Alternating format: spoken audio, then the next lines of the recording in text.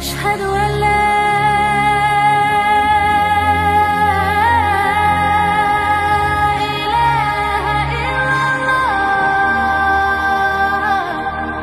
Ma'asyiral muslimin rahimani wa rahimakumullah. Ayat ini menjelaskan tentang kisah yang sangat menakjubkan.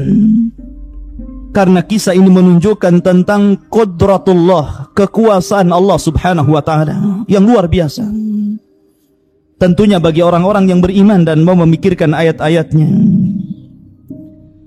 Allah subhanahu wa ta'ala berfirman, "Au kalladzi marra ala qaryah."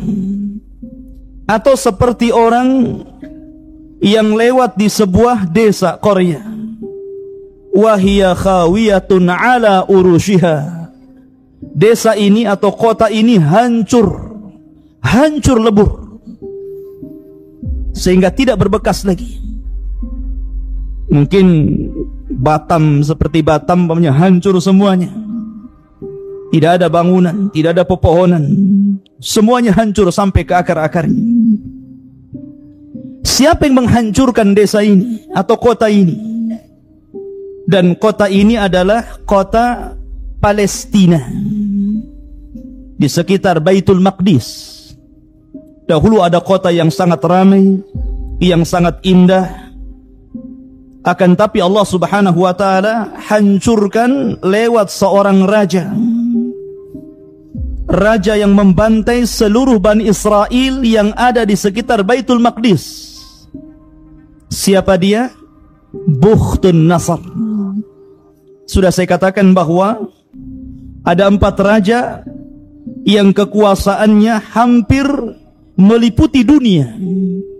Salah satunya Sulaiman yang beriman. Kemudian juga Dzulqarnain. Ini 2 raja yang beriman kepada Allah Azza wa Jalla. Dzulqarnain dan Sulaiman berhasil menguasai sebagian besar dunia. Kemudian yang 2 kufur. Namrud di masa Nabiullah Ibrahim Khalilur Rahman, dan Bukhtun Nasr. Dialah yang membantai Bani Israel, bahkan menghancurkan kotanya sampai ke akar-akarnya. Akhirnya kota itu tidak berbekas. Di zaman itu ikhwatu fillah, ada seorang nabi yang diutus kepada Bani Israel, nabiyun min anbiya'i Bani Israel, seorang nabi dari nabi-nabi yang Allah utus kepada Bani Israel. Namanya Uzair. Siapa? Uzair. Kita akan mengkisahkan tentang kisah Uzair. Walaupun sebagian ahli tafsir banyak yang mengatakan bahwa laki-laki yang melintasi kota yang ambruk ini adalah Nabi Khidir. Ada juga yang mengatakan rajulun min Bani Israel. Akan tapi pendapat yang masyhur bahwa yang melintasi kota ini adalah Nabiullah Uzair alaihi salatu wassalam. Karena kalau kita hendak menta'yin sebuah sejarah itu sulit. Bahwa ayat ini terjadi kepada Uzair itu sangat sulit sekali. Karena kita bicara tentang sejarah bukan di zaman Rasul atau setelahnya, tapi kita bicara sejarah di zaman sebelum Rasul. Makanya para ulama tafsir mereka hanya mengatakan inilah pendapat yang masyhur, pendapat yang rajih, pendapat yang akrab, yang lebih dekat. Sehingga mereka memilih bahwa kejadian ini di masa Nabiullah Uzair alaihi salatu wassalam. Ma'asyiral muslimin rahimani wa rahimakumullah. Uzair ini dia keluar dari rumahnya. Faraqibal himar, dia pun menunggang keledainya. Kemudian dia berjalan dan melewati kota yang hancur lebur ini. Akhirnya kemudian karena panas sangat terik, fi waktu zahirah, di waktu zuhur, dia berusaha untuk mencari perlindungan dari teriknya matahari. Maka dia melihat sebuah pohon atau mungkin bebatuan yang bisa menaungi dia, dan dia pun kemudian duduk di situ tafakkur, merenung. Dan itulah orang saleh, ikhwan. Orang saleh itu kalau melihat pemandangan yang indah, melihat langit yang indah dengan berbagai macam bintang dan bulan, melihat lautan yang sangat indah, maka mereka akan memuji Allah, tafakkur, menjadikan itu salah satu tanda-tanda kebesaran Allah.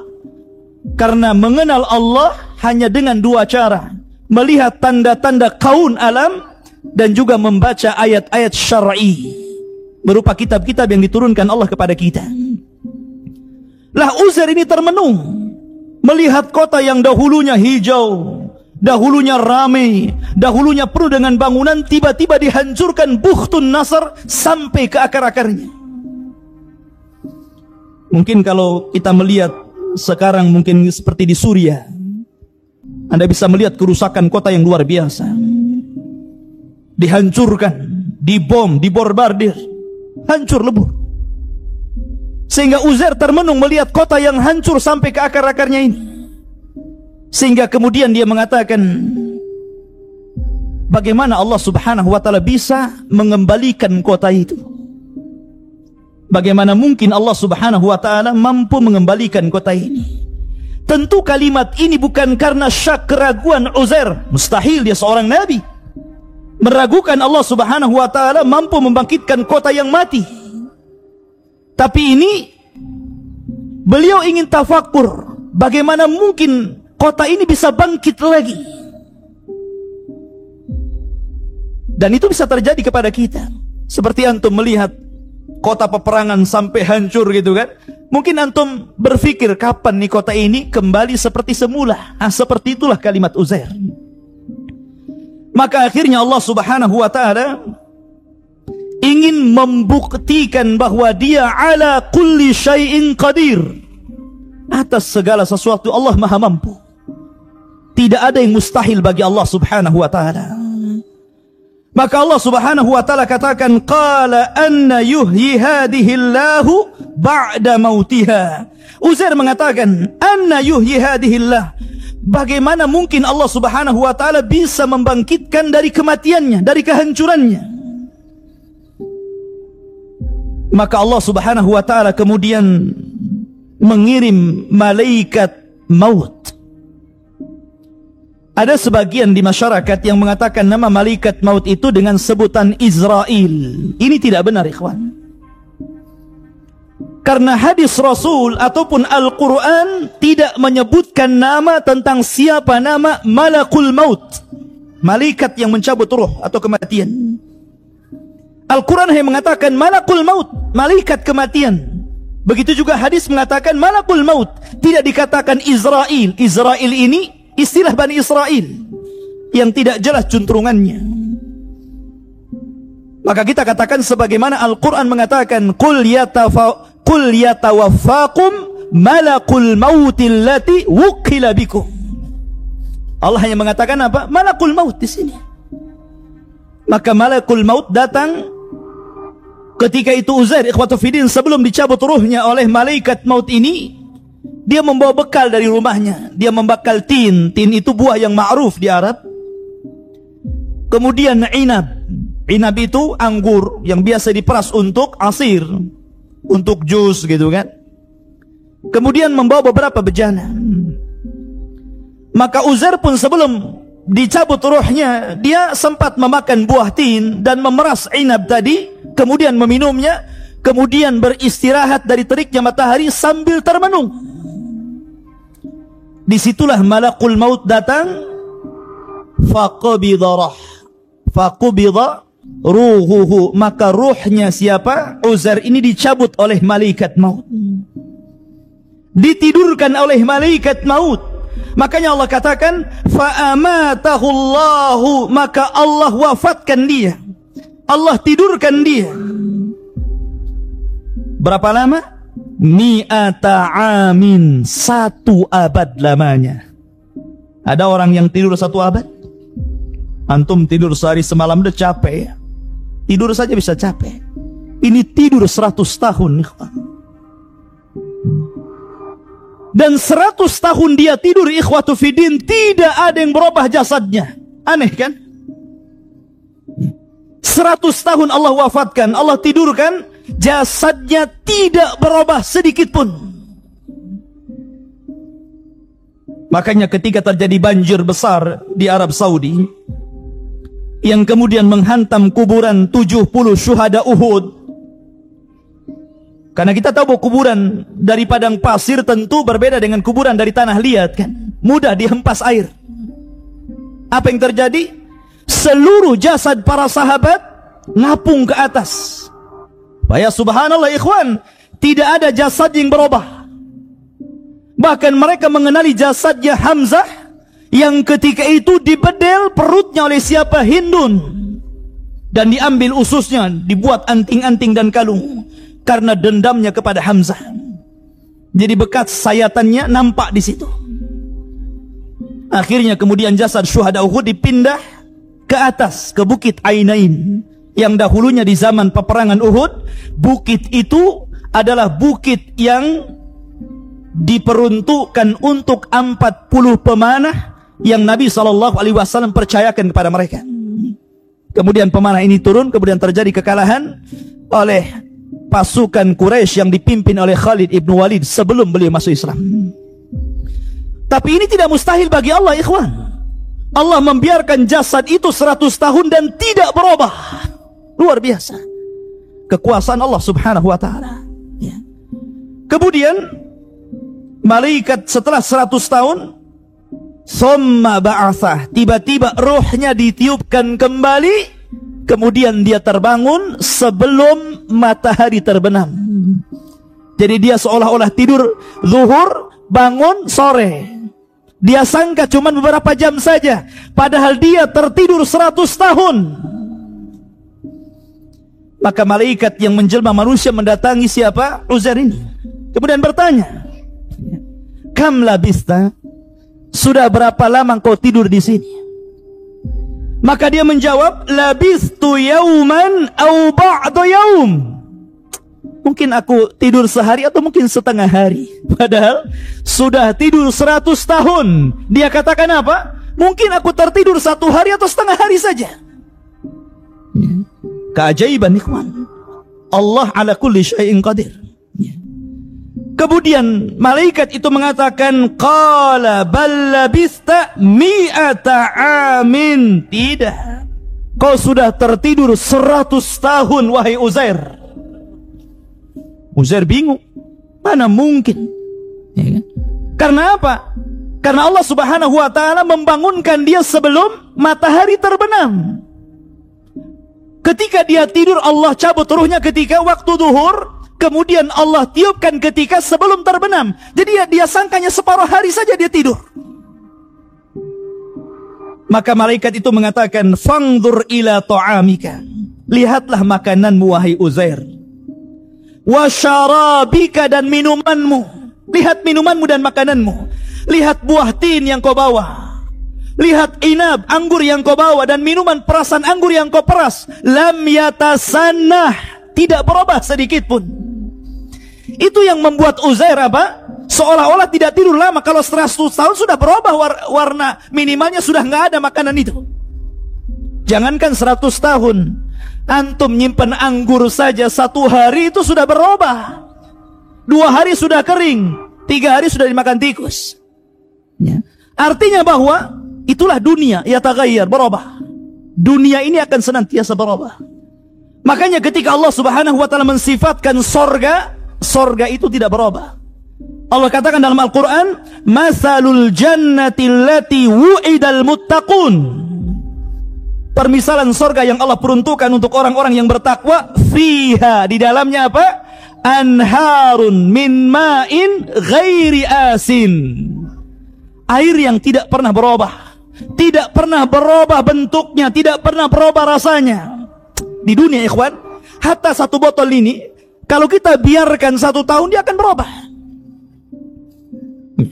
Tidak mungkin tidak berubah di dunia. Apa yang tidak berubah? Akan berubah. Di dunia akan berubah. Makanya di sorga tidak berubah. Wa anharun min labanin lam yataghayyar ta'muh. Bahkan ada 1 aliran susu yang tidak pernah berubah rasanya. Di dunia pasti berubah. Sering saya katakan, kalau Anda buat susu di pagi hari, kemudian diminum minggu depan, atau mencret, berubah rasanya jadi penyakit. Tapi di sorga tidak berubah. Tapi di sini Allah Subhanahu wa ta'ala menjadikan itu tidak berubah untuk sebagai apa? Tanda-tanda kebesaran Allah. Allah ala kulli syai'in qadir. Allah atas segala sesuatu maha mampu, ikhwan. Tapi lihat, yang menjadikan ikhwatu fiddin yang dimuliakan Allah Azza wa Jal, bahwa Uzair baru dia paham bahwa dia tertidur 100 tahun, kalimat setelahnya malaikat ini mengatakan, wangdur ila himarika, lihat di mana keledaimu sekarang. Keledaimu sudah tidak ada lagi. Uzair tidak melihat keledainya kemana, padahal keledai itu ditambat di dekat peristirahatan dirinya. Tiba-tiba Allah Subhanahu wa ta'ala meniupkan roh, meniupkan angin, meniupkan rih, meniupkan angin. Kemudian angin ini mengumpulkan tulang-tulang keledai yang sudah hancur, kemudian merangkai satu-satu tulangnya. Datang tulang kaki, tulang perut, tulang iga, buntutnya, kepalanya gitu kan. Berbentuk tulang dulu. Dan tulang itu berbentuk seekor keledai. Makanya Allah mengatakan, wangzur ilal idham, lihatlah kepada tulang-tulang keledai itu. Kaifa nunsizuha, bagaimana kami merangkainya. Tiba-tiba di hadapan Uzair ini, keledai itu terangkai. Tulang-tulangnya tiba-tiba berdatangan terangkai sendiri. Kemudian summa naqsuha lahma, tiba-tiba dagingnya bermunculan. Kemudian daging itu melekat di tulang-tulang tadi. Kemudian menjadilah seekor keledai Uzair. Dan ketika keledai itu ditiupkan roh, maka keledai itu langsung menghadap langit, kemudian berteriak dan menyangka seolah-olah kiamat telah datang. Maka dari sini ikhwatu fiddin yang dimuliakan Allah Azza wa Jal, Allah katakan, falamma tabayyana lahu, ketika sudah jelas bagaimana kuasa Allah, Allah mampu menghidupkan yang mati menjadi hidup. Maksudnya apa? Maksudnya Allah ingin menjelaskan kepada Uzair, jangan lagi keledai yang sudah meninggal, yang sudah tidak ada tulang belulangnya, kemudian Allah satukan kembali tulangnya, kemudian Allah bungkus dengan daging, kemudian Allah tiupkan ruh. Jangan lagi keledai, kota yang hancur sekalipun Allah sanggup untuk menghidupkan kembali. Itu maksudnya. Allah mampu menghidupkan kota yang hancur. Kenapa? Qala a'lamu, sekarang baru aku tahu, kata Uzair, annallaha ala kulli syai'in qadir, bahwa Allah atas segala sesuatu maha mampu. Sesuatu yang kita anggap mustahil, tapi mungkin bagi Allah Subhanahu wa ta'ala. Akhirnya Uzair pun dia pulang ingin melihat rumahnya. Diambil keledainya, kemudian naik keledai. Kemudian sudah berubah kondisinya. Orang-orangnya sudah berubah karena sudah 100 tahun. Kalau antum ditidurkan 100 tahun, kemudian antum dibangunkan, mungkin kawan-kawan antum sudah nggak ada. Mungkin sudah beralih generasi kan gitu. Begitu juga Uzair melihat, mana kawan-kawannya sudah tidak ada. Generasinya sudah berbeda, kondisinya sudah berbeda, kotanya sudah hidup kembali, penuh dengan pepohonan, rindang, hijau, pertanian, dan begitu seterusnya. Tapi Uzair masih mengetahui alamat rumahnya. Berangkatlah dia ke rumah. Kemudian ikhwatu fiddin yang dimuliakan Allah Subhanahu wa ta'ala, sesampainya di rumah Uzair melihat ada nenek-nenek yang sedang menyapu rumahnya. Kemudian Uzair alaihi salatu wassalam bertanya kepada orang tua ini. Nenek tua renta ini mengatakan, yang sudah buta, sedang memegang sapu. Dan Uzair mengatakan, aina baitu Uzair, di mana rumahnya Uzair? Kemudian wanita tua ini mengatakan, walima tas'al ya rajul, kenapa kau bertanya tentang rumahnya Uzair? Bukankah Uzair sudah tidak ada lagi? Uzair ikhtafa mundu mi'ati sanah. Wala yadri ahadun aina dhahab. Uzair sudah nggak ada. Dia sudah hilang 100 tahun, entah kemana dia perginya. Orang-orang menyangka dia sudah mati. Kenapa kau tanya tentang rumahnya Uzair? Inilah rumahnya Uzair. Maka Uzair mengatakan, ana Uzairun, sayalah Uzair. Maka wanita itu heran, ikhwan. Gak mungkin ini Uzair. Uzair udah gak ada. Uzair sudah hilang 100 tahun. Kamu ngaku-ngaku Uzair ya? Akhirnya ikhwatu fiddin yang dimuliakan Allah Azza wa Jalla, ana Uzair, saya Uzair. Maka wanita itu mengatakan, tidak, Uzair adalah rajulun saleh, laki-laki yang sangat saleh, yang kami kenal kesalehannya. Rupanya nenek ini adalah jariyahnya, pembantunya, budaknya. Jadi ketika Uzair keluar dari rumahnya, usianya ketika itu 40 tahun. Sementara jariyahnya, pembantunya itu 20 tahun. Sehingga jariyahnya usianya sudah 120 tahun. Dan Uzair usianya sudah 140 tahun. Sudah tua. Allah berikan usia yang panjang kepada budaknya ini. Akhirnya ikhwatu fiddin yang dimuliakan Allah Azza wa Jalla, dia mengatakan, setahu saya Uzair itu orang saleh. Dia adalah nabi. Dia sanggup menyembuhkan penyakit buta. Kalau engkau Uzair, berdoalah kepada Allah Azza wa Jalla, sembuhkan kedua mataku. Maka Uzair pun berdoa kepada Allah Subhanahu wa ta'ala.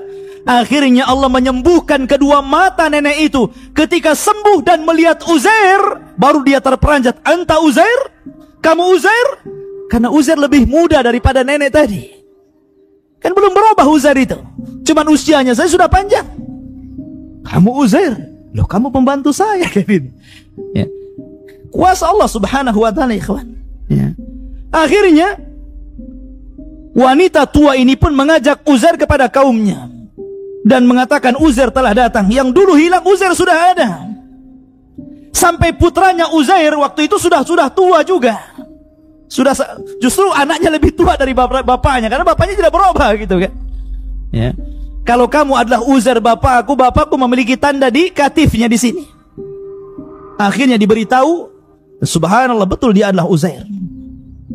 Mendengar Uzair hidup lagi, ikhwatu fiddin, maka orang-orang Yahudi Bani Israel, mereka berdatangan kepada Uzair.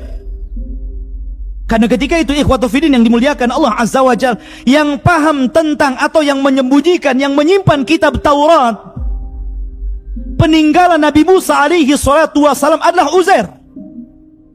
Jadi ketika itu hancur lebur kota itu, maka kitab Taurat itu hilang, entah kemana. Sehingga akhirnya orang-orang Yahudi Bani Israel ini meminta kepada Uzair agar mengajarkan kepada mereka kitab Taurat. Akhirnya Uzair pun mencari kitab Taurat yang pernah disimpannya, tapi Allah takdirkan hilang kitab itu. Ada yang mengatakan sudah rusak. Akhirnya mereka meminta agar Uzair membacakan kepada mereka Taurat dari hafalannya. Akhirnya Allah Subhanahu wa ta'ala menakdirkan Uzair ini diberikan hafalan yang luar biasa. Dia mampu menghatamkan dan menghafalkan kitab Taurat dari awal sampai akhir. Dia membacakan kitab Taurat, padahal kitab itu sudah tidak ada lagi. Dari sinilah orang-orang Yahudi tersesat. Kenapa? Mereka menganggap Uzair itu ibnullah, anak Allah. Wa qalatil yahudu Uzair ibnullah, wa qalatin nasara al-masih ibnullah, dzalika qauluhum bi afwahihim. Ketika orang-orang Yahudi mengatakan Uzair anak Allah, ketika mengatakan Nasrani Isa anak Allah, kenapa? Karena mereka menganggap bahwa Uzair berbeda dengan Musa. Nabi Musa sendiri, ikhwatu fiddin, yang Taurat turun kepadanya, beliau kalau menyampaikan Taurat masih membawa catatannya. Tapi Uzair tidak membawa catatan sedikit pun. Betul-betul dia menyampaikan Taurat itu dari hafalannya. Seolah-olah orang Yahudi menyangka bahwa Uzair itu anak Allah. Karena apa? Mampu berbicara dengan kitab Taurat.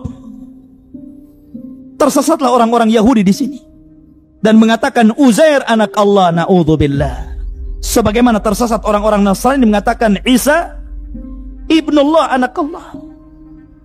Ma'asyiral muslimin rahimani wa rahimakumullah. Maka akhirnya Uzair pun berdakwah kepada Bani Israel, kemudian mengembalikan Bani Israel kepada ajaran Musa alaihi salatu wassalam. Kemudian ikhwatul fillah yang dimuliakan Allah Azza wa Jalla, kalau kita melihat kisah ini dan kisah setelahnya, antum perhatikan Al-Quran. Al-Baqarah ayat 159, kemudian disusul dengan Al-Baqarah 260, jadi 259, setelah itu 260, sama berbicara tentang kuasa Allah, bagaimana Allah menghidupkan sesuatu dari kematian. Cuman berbeda ceritanya. Kalau 259 itu bercerita tentang Uzair, tapi kalau 260 berbicara tentang Ibrahim. Ketika Ibrahim alaihi salatu wasallam mengatakan, wa idh qala Ibrahimu rabbi arini kaifa tuhyil mauta. Ketika Ibrahim berkata, ya Rabb, perlihatkan kepada aku bagaimana engkau menghidupkan kematian. Qala, maka Ibrahim mengatakan, awalam tu'min, kamu kurang beriman kepadaku wahai Ibrahim? Qala bala, tidak. Walakin liyatma'inna qalbi, supaya aku lebih tenang. Maka Allah subhanahu wa ta'ala katakan kepada Ibrahim, fakhud arba'atan minat tayr, ambil 4 burung, fasuruhunna ilaika, kemudian potong-potong burung itu, summa ja'al ala kulli jabali minhunna juz'ah, kemudian letakkan bagian-bagiannya di setiap gunung. Kamu letakkan kepalanya di sana, kakinya di sana, ekornya di sana, terserah. Ya. Kemudian sommad'uhunna, kemudian panggillah mereka, ya'tinaka sa'ya, maka mereka akan mendatangi kamu dengan bersegera. Allah mengembalikan burung-burung yang sudah dipotong-potong Ibrahim itu menjadi kembali, kemudian ditiupkan roh, kemudian datang kepada Ibrahim alaihi salatu wassalam, wa'lam annallaha azizun hakim, ketahuilah Allah maha perkasa dan Allah maha bijaksana. Ikhwan, 2 kisah ini yang beruntun, bagaimana Allah subhanahu wa ta'ala menghidupkan sesuatu dari kematiannya. Kenapa ayat ini Allah letakkan secara beruntun? Karena ayat 258 itu bercerita tentang Namrud. Ya. Namrud mengaku Tuhan, mampu menghidupkan orang mati, mampu mematikan orang hidup, tapi dengan cara dia. Kata Namrud, datangkan 2 tawanan. Kata Namrud, yang satu ini memang diponis mati, segerakan dia, bunuh dia atas perintah saya. Maka dibunuhlah satunya. Lihat, saya bisa mematikan orang ini. Yang satu ini divonis bebas, kamu nggak saya bunuh, kau pulang saja, saya bisa menghidupkan dia. Itulah cara Namrud mengaku bahwa dia Tuhan, bisa menghidupkan manusia dan mewafatkan manusia. Tapi ikhwatu fiddin, Allah Rabbul Alamin, Rabbuna wa Rabbukum, Rabb kita dan Rabb kalian semuanya. Bukan begitu caranya. Namrud tidak bisa seperti yang Allah lakukan, membunuh dulu kemudian menghidupkan kembali. Bahkan jasad yang sudah terpotong-potong mampu Allah subhanahu wa ta'ala hidupkan. Ini semua tanda kebesaran Allah, semua tanda kekuasaan Allah, agar kita semakin beriman kepada Allah subhanahu wa ta'ala. Ma'asyiral muslimin, para pemirsa dimanapun Anda berada, kita mulai kisah ini dari sebuah kota pada kerajaan Romawi kuno bernama Absus, di mana rajanya namanya Dakianus. Kisah Ashabul Kahfi terjadi di 2 periode kekuasaan. Kekuasaan yang pertama adalah kekuasaan yang para manusianya mereka menyembah berhala dan bintang-bintang serta matahari. dan kekuasaan periode kedua pemerintah yang bertauhid kepada Allah Subhanahu wa taala. Maka kisah Ashabul Kahfi terjadi di dua kurun kekuasaan. Ma'asyiral muslimin yang dimuliakan Allah Subhanahu wa taala. Adapun waktunya, sebagian ahli tafsir mengatakan bahwa kisah Ashabul Kahfi ini terjadi setelah wafatnya Nabi Musa alaihi salatu wassalam dan sebelum lahirnya Isa bin Maryam, nabi terakhir dari nabi-nabi Bani Israel. Artinya, Ashabul Kahfi ini masih menganut agama Yahudi dan berpegang kepada Taurat. Dari mana kita tahu bahwa sejarah ini terjadi setelah Nabi Musa alaihi salatu wassalam dan setelah Isa bin Maryam dan sebelum Isa bin Maryam? Di zaman Nabi sallallahu alaihi wasallam, orang-orang musyrik mereka berusaha untuk menjegal dakwah Nabi sallallahu alaihi wasallam dengan berbagai macam upaya, dengan berbagai macam siasat. Salah satunya adalah pembesar-pembesar musyrik ini datang dari Mekah ke kota Yathrib. Karena tahu bahwa di Yathrib itu banyak orang-orang Yahudi. Ada Yahudi Bani Qunaiqah, ada Yahudi Bani Quraidah, ada Yahudi Bani Nadir. Dan mereka tahu bahwa agama Yahudi adalah agama yang diturunkan padanya kitab. Sehingga mereka orang-orang musyrik ingin bertanya soal kenabian dan kerasulan Muhammad sallallahu alaihi wasallam. Datanglah mereka ke Yathrib, yang belakangan disebut Madinah. Kemudian mereka mengatakan, bagaimana pendapat kalian tentang seseorang yang muncul di negeri kami Mekah dan mengaku menjadi nabi dan rasul? Maka orang-orang Yahudi mengatakan, kalau memang dia seorang nabi dan rasul, maka berikan pertanyaan kepada dia. Kalau dia sanggup menjawab, berarti dia memang seorang nabi. Kalau dia tidak sanggup menjawab, maka dustakan kenabiannya. Akhirnya kemudian orang-orang musyrik pun mendapatkan soalan-soalan. Tentunya soalan-soalan ini untuk menjebak Nabi sallallahu alaihi wasallam. Kalau memang dia bukan seorang nabi dan rasul.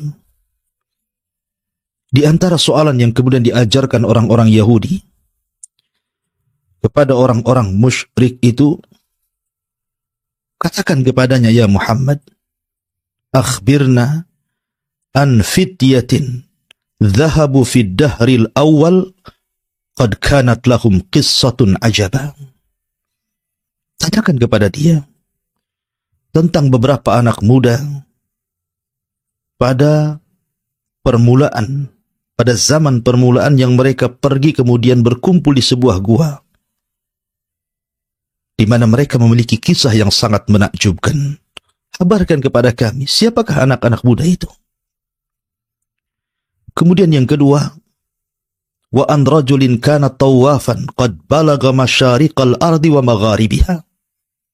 Kemudian tanyakan pula tentang seorang raja yang berkeliling dunia sampai ujung barat dan timur. Siapakah dia? Bagaimana kabarnya? Kemudian yang ketiga tentang roh. Katakan kepada dia seperti itu. Maka orang-orang musyrik pun mendapatkan maklumat dari orang-orang Yahudi. Berangkatlah kembali mereka ke Mekah. Kemudian mereka mendatangi Nabi sallallahu alaihi wasallam dan mengatakan sebagaimana yang diajarkan soalan-soalan itu oleh orang Yahudi untuk ditanyakan kepada Nabi sallallahu alaihi wasallam dalam rangka membenarkan kenabian dan kerasulannya atau mendustakan kenabian dan kerasulannya. Maka mereka pun mulai menanyakan 3 soalan ini dan mereka berjanji kalau seandainya Rasul sallallahu alaihi wasallam bisa menjawab, maka mereka akan beriman. Tapi kalau tidak bisa menjawab, maka mereka akan mendustakan kenabian dan kerasulannya. Setelah kemudian datang dan bertanya 3 soalan itu, Nabi sallallahu alaihi wasallam akhirnya mengatakan ukhbirukum bima sa'altum anhu ghadan. Kata Nabi SAW, baik, saya akan kabarkan kepada kalian apa yang kalian tanyakan kepadaku, tapi jawabannya besok. Subhanallah. Allah takdirkan Rasulullah SAW lupa mengucapkan insya Allah. Setelah itu kemudian mereka berpaling. Maka Nabi SAW tidak mungkin menjawab sembarangan. Menjawab dengan akalnya, dengan pemikirannya. Bagaimanapun dia seorang Nabi dan Rasul harus menunggu wahyu. Wa ma yantiqu 'anil hawa in huwa illa wahyun yuha. Dia tidak pernah bicara dengan akalnya, dengan hawa nafsunya. Karena dia hanya bicara dengan wahyu yang diwahyukan kepadanya. Walau taqawwala 'alaina ba'dal aqawil la akhadna minhu bil yamin thumma laqata'na minhu al watin. Kalau engkau, wahai Muhammad, berbicara sekehendakmu, berdusta atas nama Allah Subhanahu wa ta'ala, kami akan tarik tangan kananmu, kami akan potong urat nadimu. Itulah ancaman Allah kepada Nabi SAW. Maka Nabi SAW tetap menunggu Jibril sebagai jawabannya. Allah takdirkan, satu hari Jibril tidak datang. 2 hari, 3 hari, sampai berlanjut kepada 15 hari. Jibril tidak kunjung turun untuk memberikan jawabannya sebagai wahyu. Maka penduduk Mekah pun heboh. Mereka mengata-ngatakan dengan sesuatu yang tidak layak dikatakan kepada Nabi SAW. Sampai-sampai mereka mengatakan, wa'adana Muhammadun ghadan wal yawma 15 lailatan. Katanya Muhammad menjanjikan besok jawabannya, sekarang sudah sampai 15 hari, 15 malam. Qad asbahna minha la yukhbiruna bi syai'in mimma sa'alnahu anhu. Tapi tidak ada kunjung jawaban dari beliau. Jangan-jangan dia adalah seorang nabi palsu ataupun seorang rasul palsu. Mendengar desas-desus orang-orang mengatakan sesuatu yang tidak layak dikatakan kepada seorang nabinya, ahzana Rasul sallallahu alaihi wasallam. Mereka membuat sedih Nabi sallallahu alaihi wasallam, dan sesaklah dada Nabi sallallahu alaihi wasallam karena tidak kunjung ada jawabannya. Sampai pada waktunya ketika Nabi SAW sudah mulai sedih, sesak dadanya, apa yang dibicarakan oleh penduduk Mekah, dari sinilah kemudian Jibril turun, kemudian menurunkan surah Al-Kahfi yang menceritakan tentang Ashabul Kahfi. Yang dimaksud anak-anak muda pada zaman yang awal-awal dulu yang kemudian bersembunyi di gua karena kezaliman rajanya, maka mereka adalah Ashabul Kahfi. Kemudian diceritakan secara global dalam suratul Kahfi, dan ini pula yang menjadikan sebab nuzulnya surah Al-Kahfi. Dari sini kita tahu, ketika orang-orang musyrik datang kepada orang Yahudi, berarti zaman peristiwa Ashabul Kahfi itu di zaman agama Yahudi setelah wafatnya Musa, sebelum Isa. Sebab kalau seandainya peristiwa ini terjadi setelah wafatnya Isa bin Maryam, tentu orang-orang Yahudi tidak punya maklumat tentang Ashabul Kahfi. Mereka tidak punya pengetahuan.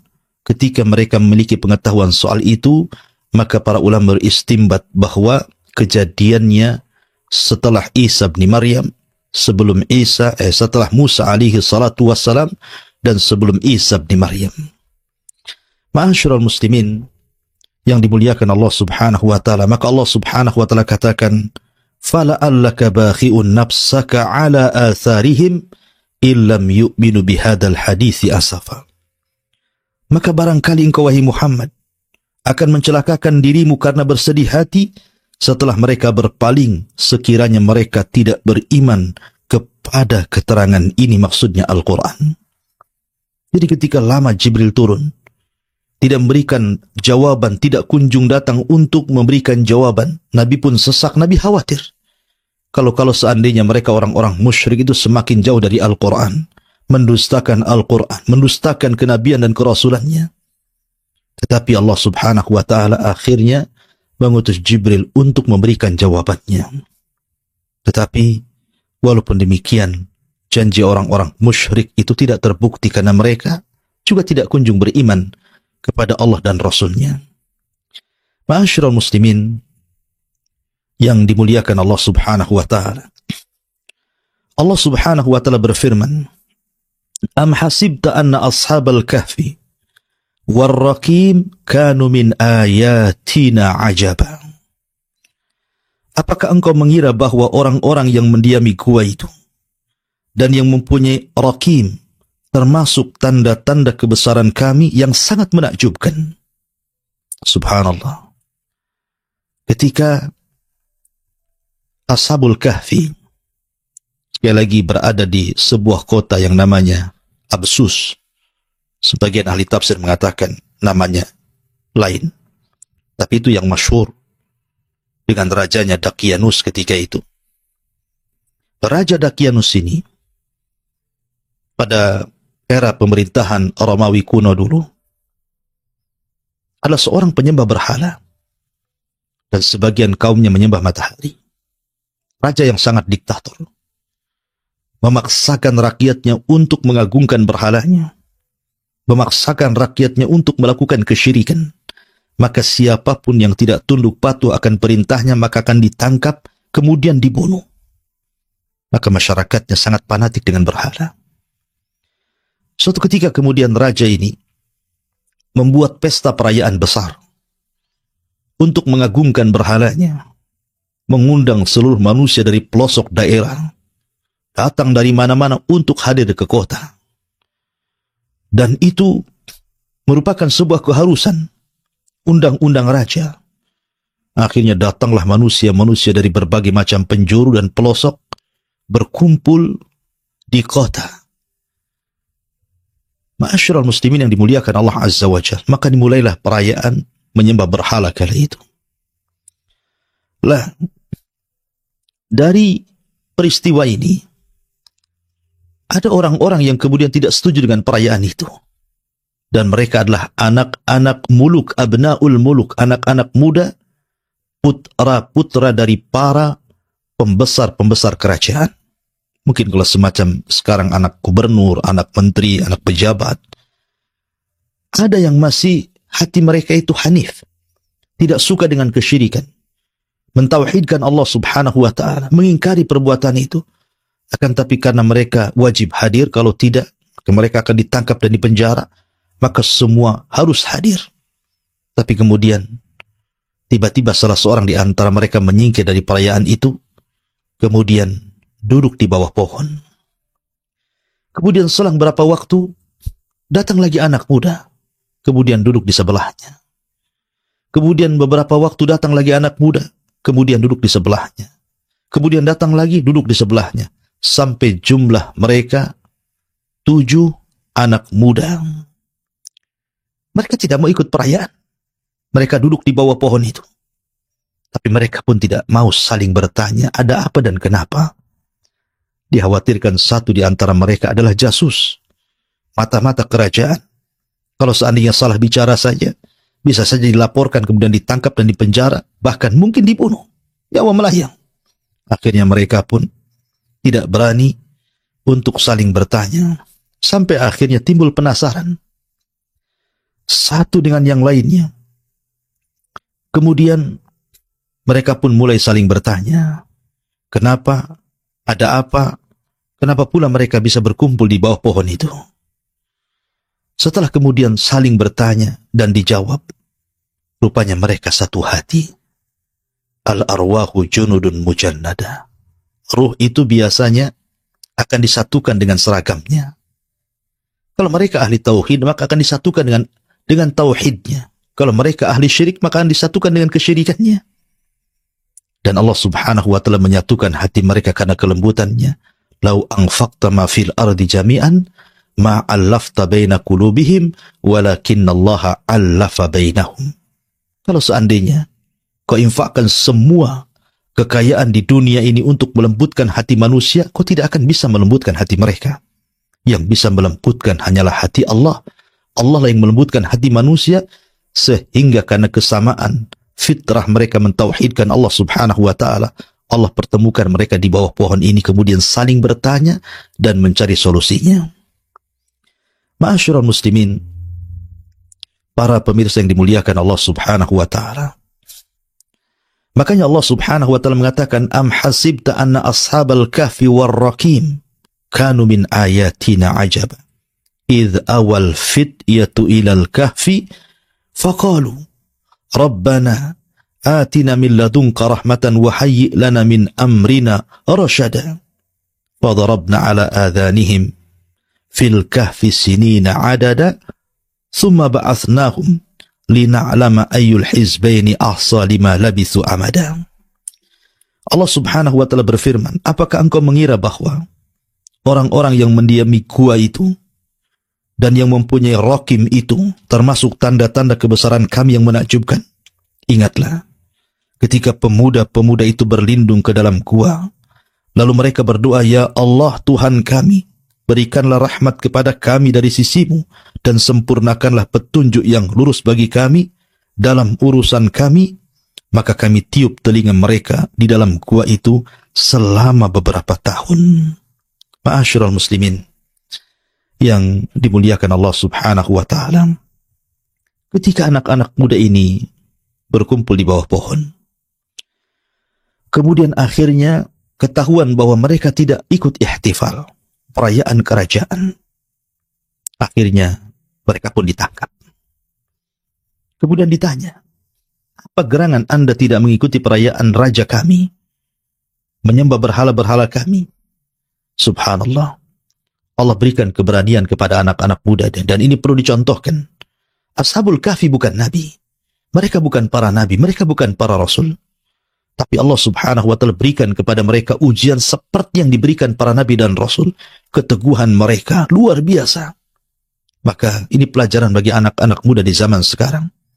Sab'atun yudhilluhumullahu fi dhillihi yawma la dhilla illa dhilluh. Ada 7 golongan yang akan mendapatkan naungan di hari yang tidak ada naungan kecuali naungan Allah Subhanahu wa taala. Syabun nasha'a fi ibadatillah. Anak muda yang tumbuh di atas ibadah dan ketaatan kepada Allah Subhanahu wa taala, seperti Ashabul Kahfi. Mereka disebut fityah. Ashabul Kahfi. Ketika kemudian dipanggil oleh raja, kemudian ditanya alasannya, maka mereka mengatakan, Rabbuna Rabbus samawati wal ardh, lan nad'u min dunihi ilahan laqad kulna idan syatata. Haula qaumuna taqadu min dunihi alihatan laula ya'tuna alaihim bisultanin bayyin faman adlamu mimman iftara 'ala Allahi kadziba. Dan kami teguhkan hati mereka ketika mereka berdiri di hadapan sang penguasa zalim, sang penguasa musyrik, kemudian mereka melakukan pembelaan. Apa yang mereka katakan? Tuhan kami adalah Tuhan langit dan bumi, bukan berhala-berhala itu, bukan bintang bulan. Tuhan kami adalah Tuhan langit dan bumi. Kami tidak menyeru Tuhan selain Dia. Sungguh, kalaulah kami berbuat demikian, tentu kami telah mengucapkan perkataan yang sangat jauh dari kebenaran. Mereka itu kaum yang kami telah jadikan Tuhan-Tuhan untuk disembah selain Dia. Mengapa mereka tidak mengemukakan alasan yang jelas tentang kepercayaan mereka? Maka siapakah yang lebih zalim daripada orang yang mengada-adakan kebohongan terhadap Allah? Subhanallah, keberanian anak muda ini mendakwahkan dakwah tauhid di depan penguasa zalim, penguasa musyrik, penguasa kafir. Subhanallah, afdalul jihad kalimatul haq inda sultanil jair. Seafdal-afdalnya jihad, kata Rasul, adalah mengucapkan kalimat yang benar di hadapan penguasa yang zalim. Karena raja ini diktator. Raja ini diktator. Dakyanus ketika itu raja yang diktator, memaksakan orang untuk menyembah berhala. Tapi anak muda ini tetap saja mengatakan kulil haq walau kana murra. Katakan kebenaran itu pahit rasanya, karena tahu konsekuensinya. Kalau mereka menentang raja, mereka sudah tahu. Tapi subhanallah, Allah takdirkan raja ini tidak langsung membunuh anak-anak muda yang menyelisih agama rajanya ini. Tidak mau menyembah berhala, tidak mau menyembah bintang dan matahari, dan tetap mentauhidkan Allah Subhanahu wa taala, tapi diberikan satu kesempatan 3 hari untuk berfikir. Kalau mereka selama 3 hari mau merubah keyakinan mereka dari tauhid menuju syirik, dari ketaatan kepada Allah akhirnya taat kepada berhala, maka mereka akan diberikan jabatan tinggi. diberikan kedudukan. Tapi apa yang terjadi? 3 hari itu digunakan untuk lari, digunakan untuk kabur, menghindari ancaman raja. Karena mereka tahu konsekuensinya, mereka akan dibunuh. Akhirnya mereka pun lari sejauh mungkin dari kerajaan itu. Mereka lari ke gunung dan bukit, dan Allah subhanahu wa ta'ala takdirkan mereka menemukan sebuah gua. Dari sinilah kisah Ashabul Kahfi dimulai. Mereka masuk ke dalam gua. Makanya Allah subhanahu wa ta'ala mengatakan di sini, Allah mengatakan, فَضَرَبْنَا عَلَىٰ آذَانِهِمْ فِي الْكَهْفِ سِنِينَ عَدَدًا. Maka kami tutup telinga mereka dalam gua itu selama beberapa tahun. Allah tidurkan di situ. Ma'asyiral muslimin, para pendengar yang dimuliakan Allah subhanahu wa ta'ala, Al-Kahfi berbeda dengan Al-Ghar. Kalau Nabi SAW ketika tahannut, menyendiri sebelum diangkatnya menjadi Nabi dan Rasul selama 3 tahun, di usia 37 sampai di usia 40 tahun diangkat menjadi Nabi dan Rasul, kemudian masuk ke dalam gua, maka gua yang dipakai Nabi SAW bukan Al-Kahfi, tetapi Al-Ghar. Maka disebut Ghira Hira, gua Hira. Karena memang tidak dalam, hanya lubang kecil. Beda dengan Al-Kahfi, ini lubang besar. Besar, dalam, maka disebut Al-Kahfi. Jadi gua yang besar, gua yang dalam itu disebut Al-Kahfi. Tapi kalau kecil, lubang kecil, tidak terlalu dalam, tidak terlalu besar, maka bahasa Arab disebut Al-Ghar. Sehingga Ashabul Kahfi ini masuk ke dalam gua itu dan bisa bersembunyi. Maka ketika tahu bahwa anak-anak muda ini pergi, kabur dari kerajaan, subhanallah, lihat pengorbanan mereka. Mereka abnaul muluk, anak-anak raja. Artinya mereka bukan orang biasa. Ketika mereka lari dari kerajaan, otomatis mereka meninggalkan kekayaan mereka, meninggalkan pangkat dan jabatan mereka, meninggalkan nikmat duniawi mereka. Tetapi mereka berkorban seperti itu karena li'la'i kalimatillah. Mereka berusaha untuk meninggikan kalimat Allah, tauhid. Sebagaimana di zaman Nabi SAW, para sahabat harus hijrah dari Mekah ke Madinah, meninggalkan semua kekayaannya, berkorban untuk Islam dan untuk tauhid. Maka itulah yang dilakukan Ashabul Kahfi. Mereka rela lari kepada Allah dan meninggalkan dunia. Korbanan yang luar biasa. Ketika tahu raja bahwa anak-anak muda ini kemudian lari, maka raja pun memerintahkan para prajuritnya untuk mencari dan disuruh untuk menangkap, dipenjarakan, bahkan mungkin dibunuh. Maka prajurit pun menyebar ke sana kemari. Tapi Allah subhanahu wa ta'ala takdirkan tidak ketemu.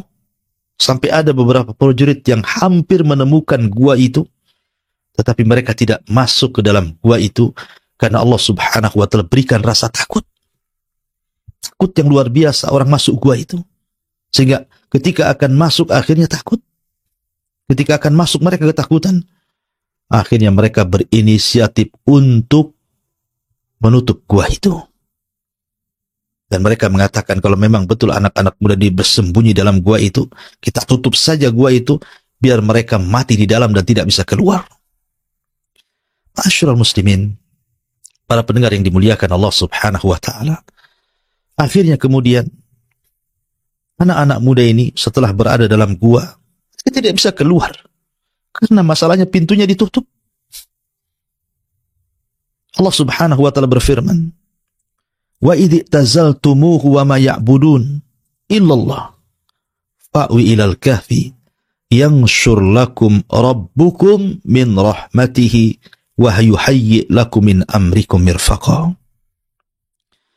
Allah subhanahu wa ta'ala berfirman, dan apabila kamu meninggalkan mereka dan apa yang mereka sembah selain daripada Allah, maka carilah tempat berlindung ke dalam gua. Allah bimbing kemana harus lari mereka. Carilah gua, kata Allah. Maka carilah tempat berlindung ke dalam gua itu. Niscaya Tuhanmu akan melimpahkan sebagian rahmatnya kepadamu dan menyediakan segala sesuatu yang berguna bagimu di dalam urusanmu. Ma'asyiral muslimin yang dimuliakan Allah Azza wa Jalla. Tetapi Allah Subhanahu wa ta'ala melindungi mereka. Karena ini terjadi karena kehendak Allah juga. Allah Subhanahu wa ta'ala ingin membuktikan bahwa ashabut tauhid, para penyeru tauhid, mereka akan menang dan akan bisa mengalahkan kebatilan. Maka Allah Subhanahu wa ta'ala jadikan kisah Ashabul Kahfi ini akan menjadi sebuah kisah yang akan merubah dunia kala itu. Dan akan diceritakan bagaimana pengorbanan mereka, bagaimana jihad mereka melawan kebatilan. Ma'asyiral muslimin yang dimuliakan Allah Azza wa Jalla. Makanya sebagai bukti Allah Subhanahu wa ta'ala kirimkan Raqim. Yang tadi saya katakan di awal, Raqim itu artinya, ada yang mengatakan itu nama lembahnya, ada yang mengatakan Raqim itu nama kotanya, ada yang mengatakan Raqim itu nama anjingnya, ada yang mengatakan Raqim itu nama guanya. Tapi yang rajih wallahu alam, Raqim itu artinya papan yang terbuat dari emas yang Allah kirimkan, kemudian terpampang di pintu gua, kemudian di situ terpampang nama 7 orang yang terdapat dalam gua itu.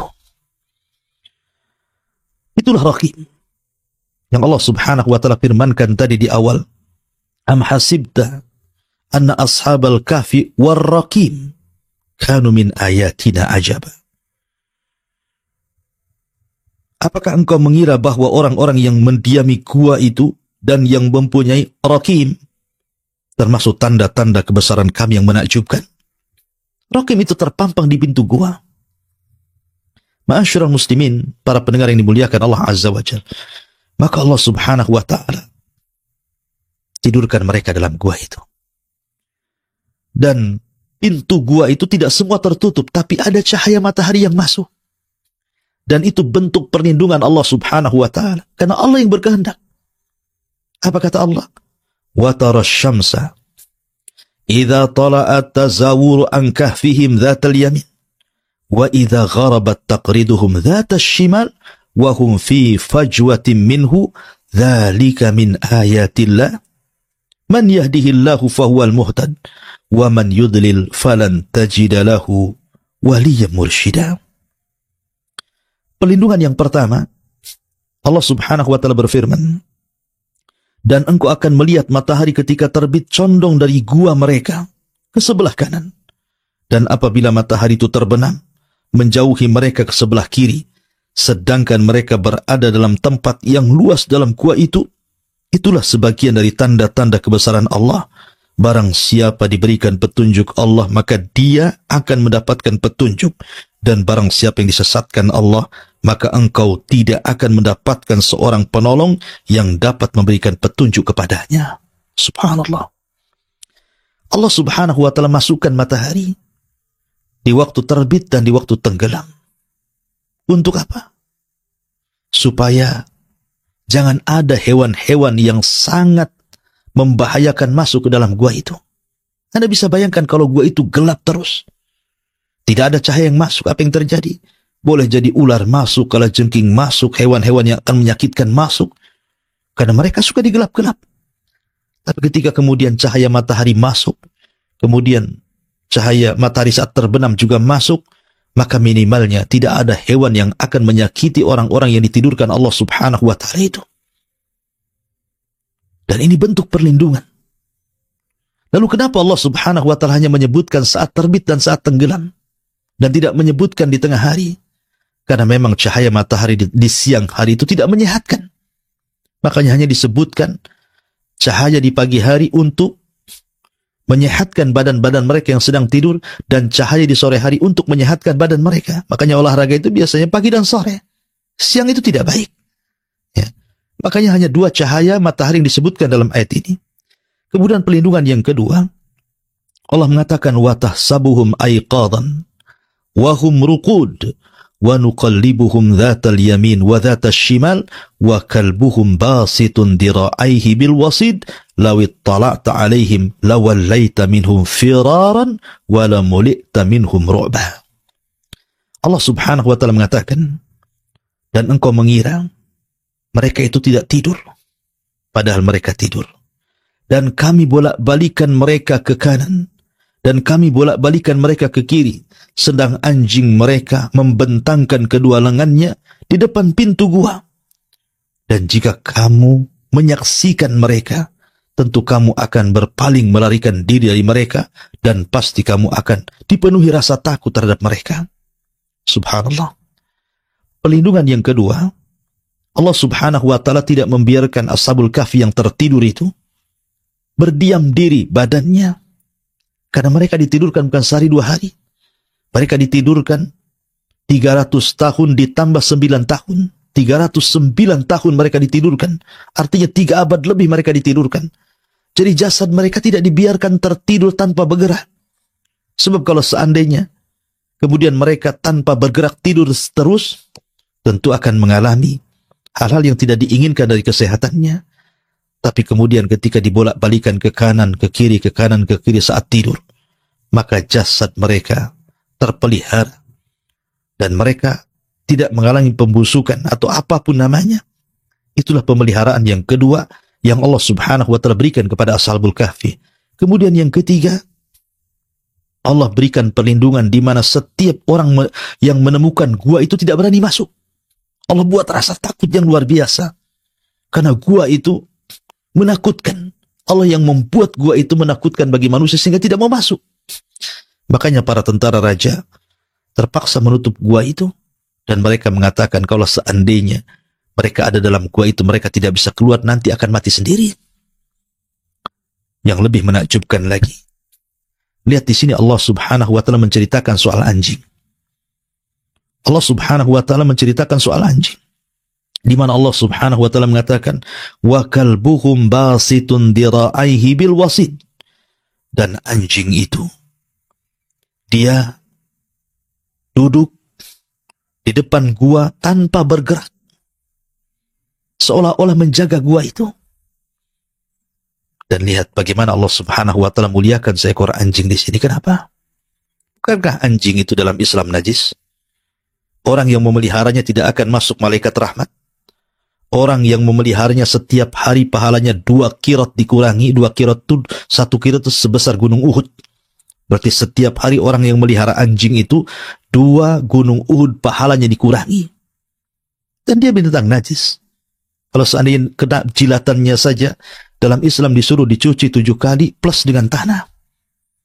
Tetapi kenapa kemudian anjingnya Ashabul Kahfi ini sangat dimuliakan, sehingga setiap Jumat kita baca ayat ini dan selalu menyebut kata anjing di sini. Wa kalbuhum basitun dira'aihi bil wasid.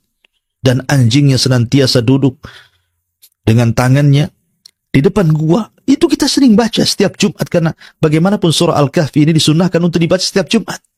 Kenapa anjing ini kemudian selalu tersebut-sebut dalam surah Al-Kahfi dan memiliki kemuliaan? Tidak lain dan bukan, kata para ulama, anjingnya Ashabul Kahfi memiliki kemuliaan karena dia berteman dengan orang-orang yang akhyar, orang-orang yang baik. Maka kalau anjing berteman dengan orang-orang yang baik, orang-orang yang saleh, anak-anak muda yang taat, anjing itu menjadi mulia. Bagaimana mungkin manusia tidak lebih mulia dibandingkan anjing? Tentu manusia lebih mulia lagi. Makanya dalam Islam, kenapa kemudian Nabi SAW berbicara soal pentingnya mencari pertemanan yang baik? Kata Nabi SAW, al-mar'u ala dini khalili. Manusia itu tergantung agama kawannya, maka lihat siapa kawannya. Bahkan Nabi SAW juga menceritakan tentang sukul jannah, pasar sorga, di mana orang-orang saleh akan menolong kawan-kawannya yang tidak saleh yang masuk neraka, sehingga meminta untuk dikeluarkan dari neraka. Dari sini Hasan Al-Basri mengatakan, istaghfiru min sahibikumus saleh fa innahu yanfa'ukum yaumal qiyamah. Perbanyak teman-teman yang baik, karena itu bermanfaat sampai kiamat. Kalau anjing saja mulia karena berkawan dengan orang baik, bagaimana mungkin manusia tidak lebih mulia dibandingkan anjing? Oleh karena itulah maka carilah lingkungan yang baik, teman yang baik, karena itu bisa mengangkat derajat kita bukan hanya di dunia, sampai kelak di akhirat. Ma'asyiral muslimin yang dimuliakan Allah subhanahu wa ta'ala. Kemudian Allah subhanahu wa ta'ala berfirman, wa kadzalika ba'athnahum liyatasaaluna bainahum Qala qailun minhum kam labistum? Qalu labisna yawman aw ba'da yawm. Qalu rabbukum a'lamu bima labistum fab'athu ahadakum biwariqikum hadhihi ilal madinati falyanzuru ayyuha azka ta'aman falyatikum birizqin minhu wal yatalattaf wala yush'iranna bikum ahada. Allah Subhanahu wa taala berfirman, dan demikianlah kami bangunkan mereka agar di antara mereka saling bertanya. Salah seorang di antara mereka berkata, sudah berapa lama kamu berada di sini? Mereka menjawab, kami berada di sini sehari atau mungkin setengah hari. Berkata yang lainnya, Tuhanmu lebih mengetahui berapa lama kamu tinggal di sini. Maka suruhlah salah seorang di antara kamu pergi ke kota dengan membawa uang perakmu, dan hendaklah dia lihat manakah makanan yang lebih baik, dan bawalah sebagian makanan itu untukmu, dan hendaklah dia berlaku lemah lembut, dan jangan sekali-kali menceritakan halmu kepada siapapun di luar sana. Ma'asyiral muslimin yang dimuliakan Allah Azza wa Jalla. Setelah kemudian Ashabul Kahfi ini ditidurkan sekian lama, dan Al-Quran menyebutnya 309 tahun, 3 abad lebih mereka ditidurkan. Tiba-tiba kemudian Allah Subhanahu wa ta'ala takdirkan ada seorang penggembala kambing. Penggembala kambing ini melihat cuaca yang kurang baik di luar gua itu. Dia takut dengan kambing-kambingnya. Kemudian tiba-tiba melihat ada gua yang tertutup. Maka dia berusaha kemudian membuka pintu gua itu untuk menyelamatkan kambing-kambingnya dengan membuang satu persatu batu yang kemudian menutupi gua itu. Akhirnya setelah kemudian dia berhasil membuka pintu gua itu, maka dia masukkan kambing-kambingnya di situ. Nah, suara-suara kambing itu masuk ke dalam gua. Akhirnya Allah Subhanahu wa ta'ala kembalikan ruh ke dalam jasadnya, ke dalam jasad Ashabul Kahfi, dan semua mereka terbangun. Dari sini kemudian mereka bertanya-tanya kepada yang lainnya, sudah berapa lama kita tidur di sini? Karena ketika mereka tidur itu setelah zuhur, kemudian setelah 3 abad lebih, kemudian mereka dibangunkan setelah asar, sehingga kemudian mereka mengira mereka tidur dari zuhur ke asar. Makanya mereka mengatakan ketika bertanya-tanya, wa kadzalika ba'atsnahum liyatasaaluna bainahum qala qailun minhum kam labistum, berapa lama kalian tidur? Mereka mengatakan, labisna yauman aw ba'da yaum. Oh, boleh jadi kami tidur itu 1 hari atau mungkin setengah hari. Ya. Yang lain mengatakan, oh mungkin lebih. Yang lain mengatakan Allah yang tahu. Akhirnya kemudian mereka menyarankan, bagaimana kalau seandainya salah seorang di antara kita keluar membeli makan, kita sudah lapar ini. Ya. Rupanya kemudian ketika salah seorang mereka diutus untuk keluar, berjumpalah dengan seorang penggembala kambing ini. Kemudian diantar ke kota. Tiba-tiba kemudian ketika hendak membeli makan, yang menjual makanan itu tidak kenal mata uang yang dibawa itu. Mata uangnya tidak kenal. Ini mata uang kapan? Karena masalahnya sudah 300 tahun, artinya sudah 3 abad lebih. Tentu sudah berbeda mata uang masalahnya. Bingung. Tapi kemudian akhirnya punya kecurigaan. Dibawalah anak muda ini kepada sang raja, yang ketika itu kebetulan rajanya sudah berubah. Kerajaannya sudah berubah. Agamanya sudah berubah. Yang tadinya mereka menyekutukan Allah dengan menyembah berhala dan matahari, sekarang rajanya betul-betul menyembah Allah, mentauhidkan Allah, taat kepada Allah. Kemudian ketika mendapatkan cerita dari utusan Ashabul Kahfi ini, raja pun senang. Raja pun senang. Dan kaumnya ketika itu ada yang tidak percaya dengan hari kebangkitan. Maka ingin membuktikan kalau di dunia saja, lihat Ashabul Kahfi bisa ditidurkan 3 abad lebih kemudian dibangunkan. Maka lebih mudah lagi Allah Subhanahu wa ta'ala membangkitkan manusia di hari nanti ketika manusia setelah diwafatkan. Ada kehidupan setelah kematian. Maka raja pun kemudian mengantar anak muda itu untuk menjemput kawan-kawan yang ada di gua. Akhirnya kemudian ketika mereka sudah berjumpa, saling cerita dengan raja, Maka raja pun sangat memuliakan karena tahu anak-anak muda ini bukan anak-anak muda biasa, dan bukan hidup di zaman mereka. Mereka sudah hidup di zaman dulu, tapi Allah Subhanahu wa Ta'ala kuasakan mereka tidak menua, sama sekali tidak menua. Sebagaimana ketika mereka tertidur, maka ketika mereka bangun seperti itulah jasad mereka, tidak dituakan Allah Subhanahu wa Ta'ala. Dan ini mukjizat, ini keanehan, karamah bagi para wali. Ma'asyiral muslimin yang dimuliakan Allah Subhanahu wa Ta'ala. Maka setelah kemudian mereka pun dimuliakan oleh raja, maka Allah Subhanahu wa Ta'ala menyebutkan kisahnya kembali.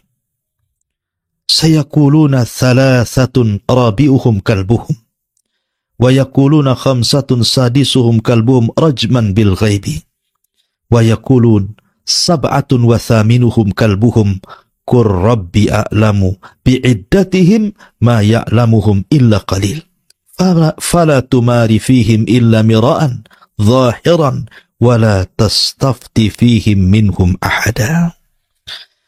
Nanti ada orang yang akan mengatakan jumlah mereka 3 orang dan yang keempatnya adalah seekor anjing.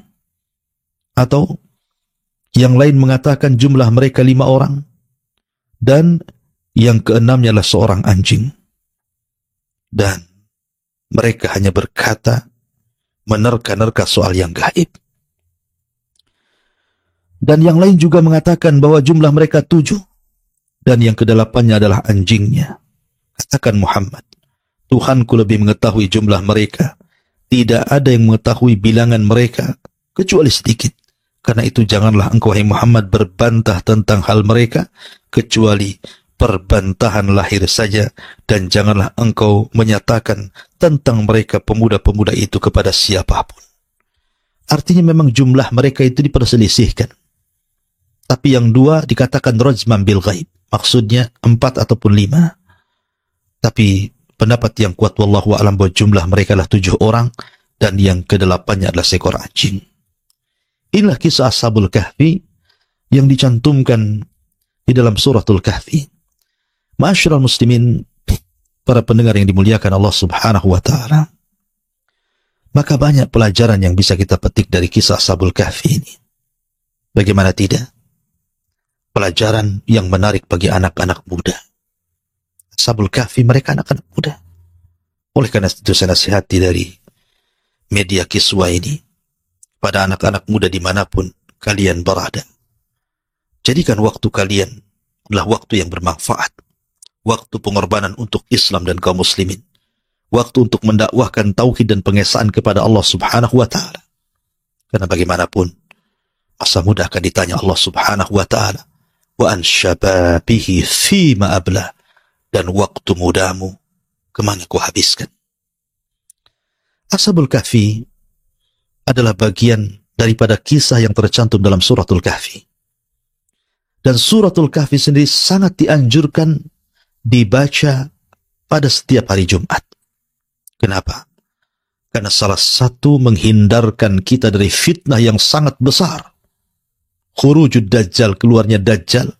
Salah satu menghadapinya dengan cara membaca suratul Kahfi setiap hari Jumat. Pertanyaannya, kenapa tidak surah yang lain saja? Kenapa tidak surat Yusuf? Kenapa tidak surah Al-Ma'idah? Kenapa tidak surah Al-Baqarah? Atau surah-surat yang lainnya? Kenapa pula surah Al-Kahfi yang dianjurkan dibaca setiap hari Jumat untuk menghindari dari fitnah Dajjal? Kata para ulama, karena Dajjal itu akan keluar membawa 4 fitnah yang sangat besar. Pertama, fitnatul mal. Dajjal akan bawa fitnah harta. Apabila Dajjal katakan kepada bumi, keluarlah pembendaharaan kalian, maka akan keluar emasnya, peraknya, jamrudnya, macam-macam untuk memfitnah manusia. Dan harta adalah fitnah. Innama amwalukum wa auladukum fitnah. Harta adalah fitnah. Kemudian yang kedua, fitnatul ilmi. Fitnah ilmu.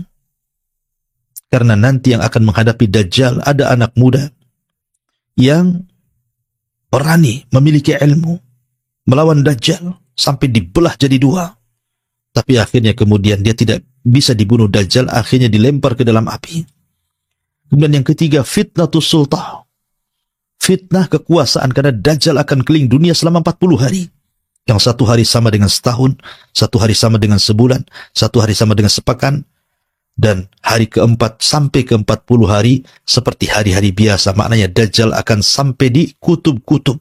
Yang satu harinya sama dengan setahun, satu harinya sama dengan sebulan, dan satu harinya sama dengan seminggu. Tapi Dajjal lebih lama berkeliling di hari-harinya normal seperti kita. Kemudian yang ketiga, yang terakhir, fitnah agama. Karena Dajjal itu sebenarnya tidak akan membunuh orang yang murtad dari Islam. Dajjal tidak akan membunuh orang yang murtad. Tapi kalau dia tidak mau murtad, mempertahankan agamanya, maka Dajjal akan membunuhnya. Karena Dajjal itu tidak seperti Ya'juj dan Ma'juj yang kerjaannya hanya merusak bumi. Dajjal itu hanya memfitnah saja, memfitnah agama seseorang untuk kufur. Nabi SAW mengatakan, jangan berangan-angan untuk berjumpa dengan Dajjal. Kalau seandainya kau berjumpa dengan Dajjal, maka pejamkan mata kalian, karena rahmatnya Nabi kepada kita. Dan kita tahu bahwa 4 fitnah ini dicantumkan dalam surah Al-Kahfi. Pertama, fitnah harta. Dalam surah Al-Kahfi ada kisah Ashabul Jannatain, kisah pemilik 2 kebun, terfitnah dengan harta. Kemudian dalam surah Al-Kahfi ada fitnatud din, fitnah agama, seperti kisah Ashabul Kahfi. Agama mereka difitnah, betul-betul difitnah. Kemudian dalam surah Al-Kahfi ada kisah Dzulqarnain, maksudnya fitnah kekuasaan. Karena Dzulqarnain itu satu di antara 4 raja yang menguasai dunia, 2 mukmin, 2 kafir. Di mana yang kafir Namrud dan Bukhtun Nasr, dan yang mukmin Dzulqarnain dan juga Sulaiman alaihi salatu wassalam. Kemudian di sana ada fitnah ilmu. Fitnah ilmu dalam surah Al-Kahfi ketika Allah menceritakan tentang Nabi Musa dengan Khidir. Musa ketika ditanya, apakah ada orang yang lebih alim dibandingkan Anda, wahai Musa? Kata Musa, tidak ada. Musa lupa mengucapkan insya Allah. Harusnya Musa mengatakan insya Allah tidak ada. Akhirnya kemudian karena dia lupa mengucapkan insya Allah, maka manusia nampak kesombongannya. Akhirnya kemudian Allah subhanahu wa ta'ala memfitnah Nabi Musa untuk mencari Khidir dan belajar kepadanya. Jadi ada fitnah harta, ada fitnah kekuasaan, ada fitnah harta dalam kisah Ashabul Jannatain, fitnah kekuasaan dalam kisah Dzulqarnain, fitnah ilmu dalam kisah Musa dan Khidir, dan fitnah agama dalam kisah yang baru kita kisahkan Ashabul Kahfi. Maka lengkap 4 fitnah Dajjal diceritakan 4 fitnahnya dalam surah Al-Kahfi. Dari sini kenapa kita disuruh untuk membaca suratul Kahfi setiap hari Jumat. Wallahu a'lam, mudah-mudahan kisah ini bermanfaat dan menjadi ibrah bagi kita. Bagaimanapun al-ibratu bi umumil lafzi la bi khususis sabab. Ibrah itu bukan kepada siapa kisah ini terjadi, tetapi ibrah itu umumnya lafaz Al-Quran untuk kita ambil pelajaran dan kita amalkan.